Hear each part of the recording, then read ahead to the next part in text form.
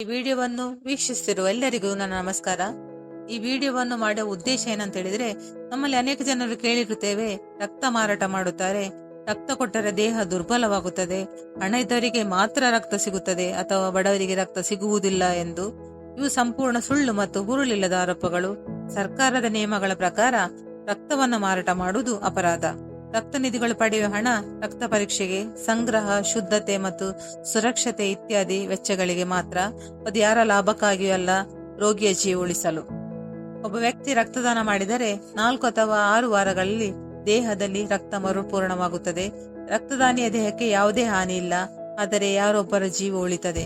ಇಂದು ಆಸ್ಪತ್ರೆಯಲ್ಲಿ ಒಬ್ಬ ರೋಗಿಯು ರಕ್ತ ಇಲ್ಲ ಅನ್ನೋ ಮಾತು ಕೇಳಿ ಕಣ್ಣೀರಿಡುವ ಕ್ಷಣವನ್ನು ನೋಡಿದರೆ ರಕ್ತದಾನ ಎಷ್ಟೋ ಅಮೂಲ್ಯ.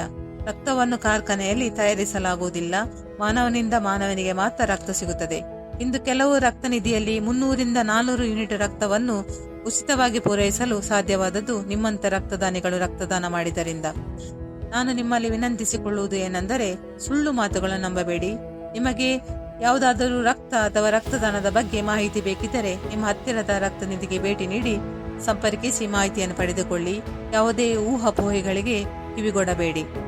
ಸುಳ್ಳು ಮಾತುಗಳನ್ನು ನಂಬಬೇಡಿ. ರಕ್ತದಾನದ ಬಗ್ಗೆ ಭಯಪಡಬೇಡಿ.